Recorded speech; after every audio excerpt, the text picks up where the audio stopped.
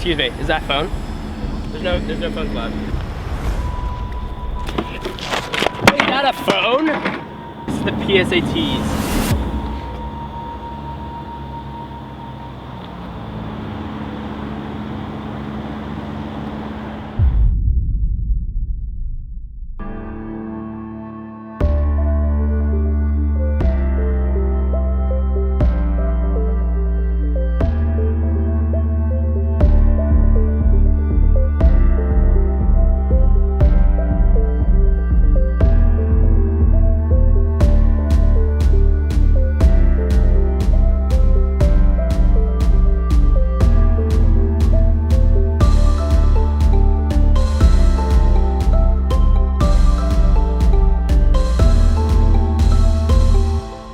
I'm Sam. I'm Sarah. Welcome to the Transcript. This week, Treat Thrills visits Park Orchard in East Hampton. Smarts and Crafts makes strange instruments with Beau, and Hamped Up looks into careers surrounding college sports. Stay tuned till the end of the broadcast to get an update on important dates and upcoming events at NHS.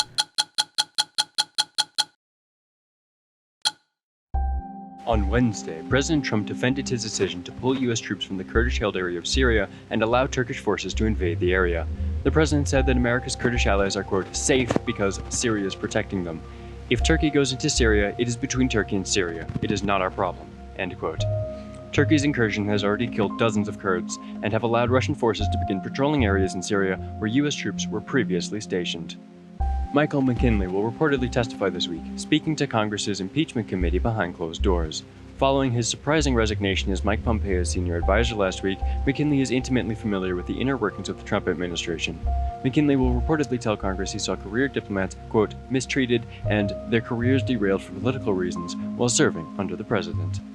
Representative Alexandria Ocasio-Cortez is expected to endorse Senator Bernie Sanders for president at a Sanders rally in Queens on Saturday. Sanders' team has teased that a special guest will be joining him at the event, though sources remain vague about the specifics. Ocasio-Cortez's decision to endorse Sanders over Warren comes at a pivotal moment, as Sanders has had a major slump in the polls and recently suffered a heart attack.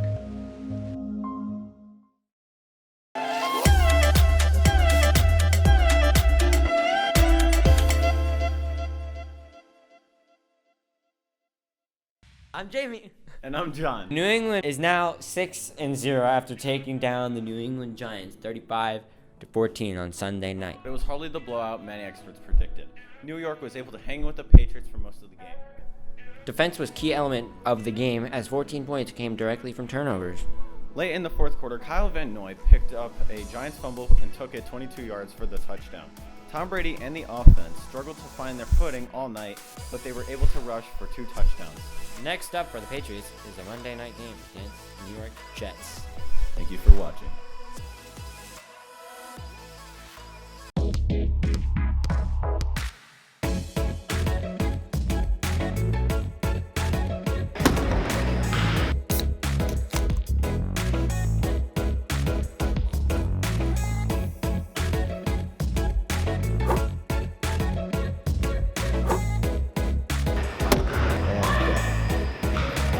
Make the switch.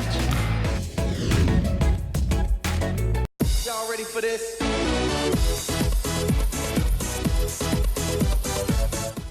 For years, the NCAA's guidelines have stated that college athletes are forbidden from accepting compensation in exchange for allowing his or her name or picture to advertise, recommend, or promote the sale or use of a commercial product or service of any kind. This law also does not allow college athletes to accept sponsorships, including social media or any other type of endorsements. This guideline for college athletes, especially those of Division I, has always had controversy surrounding it, but more recently, this discussion has increased. Last week in California, Governor Gavin Newsom signed a bill allowing collegiate athletes to sign endorsement deals and hire agents, giving them the first opportunity to make money off their college sporting careers. We sat down with Division I baseball player Devin Kellogg to get his insight on what this bill getting signed in even more states means for college athletes. Yeah, I think some college athletes should be paid. I think it depends on whether your sport brings in revenue to the school. And I think some of that revenue should go to you because you're the one performing and generating ticket sales, views on TV, stuff like that. they should be able to make money off their own name. I think the bill is going to get passed in probably all across the country, because right now if it's just California that has this rule, I think most of the good athletes are going to go play in California so they can get paid. So, I mean, unless all other states and whatnot, schools want to lose good recruits, they're going to have to pass bills like this so they can get paid in their own state. I don't think I would ever get paid, just based on the fact that at my school we don't even sell tickets for baseball games, so we're not bringing in any revenue. On Tuesday, the boys' soccer team lost to Belchertown 4-3. The girls' team lost to Ludlow 1-0. Also on Tuesday, the field hockey team tied their game 1-1 against West Springfield, and the cross-country teams both lost to Amherst. Yesterday, the golf team had their last match and beat Hopkins Academy. Last Friday, the football team won their game against Wacona 28-16 and has an away game tonight in West Springfield.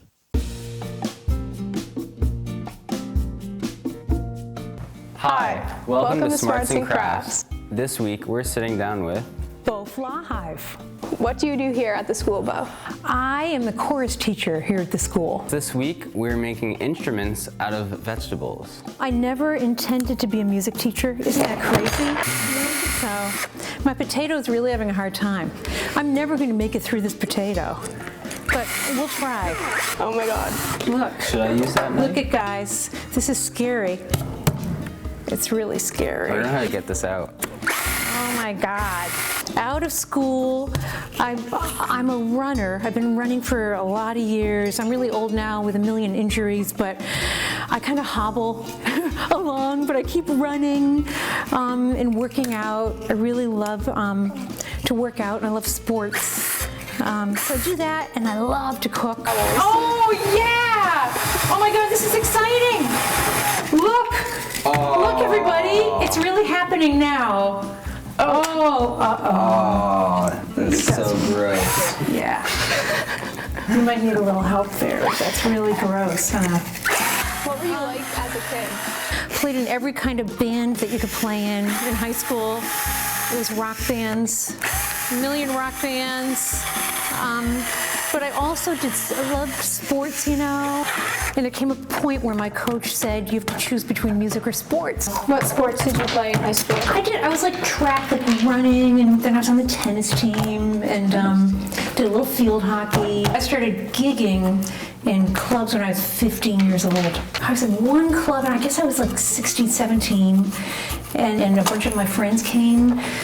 They were underage, they came to hear me, and somehow word got out, and it got raided. And as I was playing the piano and singing with my band, the police came in, and they were hauling my friends out because they were underage, and the police officer stopped and looked at me and just said, "Keep playing, kid." Oh, this is losing battery. Oh yeah, it's dying. I can't wait to see what these sound like. Yeah, let's go.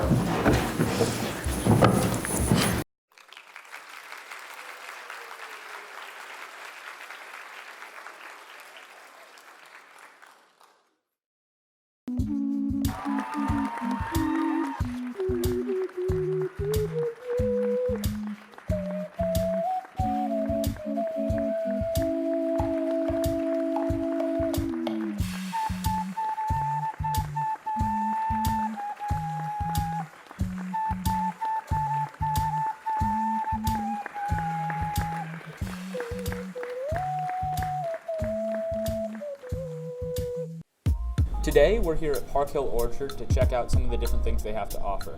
Known most famously for their fruit picking and sculptures in the field, I think there's going to be a lot to do and explore today. So let's go check it out.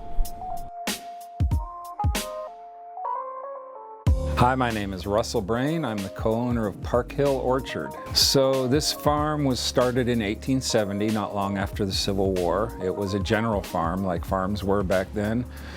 Around 1923, it went into a family called the Cenas, and they had it for 3 generations all through the 1900s. They converted it slowly but surely to an orchard, and we took it over in 2007. It had been not used for over a decade. during the transition, and so it was in really bad shape. I guess you could almost say in ruins.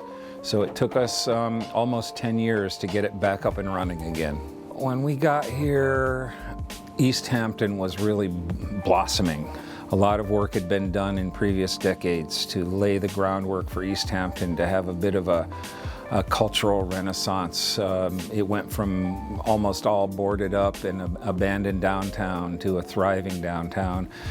And arts were very important to that. And so we sensed that when we got here, and we made friends with Jean-Pierre Pache, who runs now the Big Red Frame shop and the Alusi Gallery in the Old Town Hall. So we sort of modeled it on his image of this Swiss sculpture park. And so we said, well, let's try one show and see how it goes. It went over real well, and then we decided let's make it a biennial. Let's do it every other year. It's a really good day trip. Like, you can come out and spend an entire afternoon here and not be too bored. We also have lots of good snacks in our farm stand. Let's go. It's apple time, boys. Apple See you next time. week, Chief. Whoa! Hi, I'm Lucas. And I'm Shiloh. Welcome to the other stuff. In recent weeks, the EEE virus has taken the East Coast by storm. The mosquito-borne disease has already claimed the lives of 3 people, with 12 cases reported in Massachusetts alone. In a statement, the CDC said all residents throughout the Commonwealth should continue to use mosquito repellent, and those in high and critical risk communities should consider staying indoors during the dusk to dawn hours to reduce exposure to mosquitoes. In response to the breakout, the Center for Disease Control and other government departments have put into place a series of preventative measures, including a page on the CDC website describing how to best protect against the virus. This week, we sat down with our very own school nurse, Candy Goyette, to discuss methods of preventing EEE. EEE is a virus that is transmitted by mosquitoes that affects your brain, swelling of your brain. So when you're bit by the mosquito, the virus causes swelling of the brain and can be deadly. Symptoms of EEE pretty much copy symptoms of a flu, basically. Fever, chills, nausea, headache, extreme fatigue, and it's just some general not feeling well symptoms, but basically the headache and the fatigue is the big one, are the big ones. I recommend students stay safe by not going out after dark, after sunset, when the mosquitoes come out. And if you have to be out after the sunsets, long sleeves, long pants, plenty of bug spray, and then just be mindful if you are bitten by a mosquito to watch for signs and symptoms about 4 to 10 days after being bit. Thanks for watching. See you next week on The Other Stuff. Hope you enjoyed this episode, and remember, next week is Booster Week. The themes are Monday, Class Theme Day, Tuesday, Class Color, Wednesday, Formal, Thursday, Pajama Day, and Friday is Blue and Gold. The auditions for the Aliens in the Glass Menagerie will be held on Monday and Tuesday at 2:30 p.m. in the Black Box Theater. And for the juniors nominated for the Global Glimpse program, there will be a mandatory parent-teacher meeting on October 23rd at 6:30 in the Little Theater.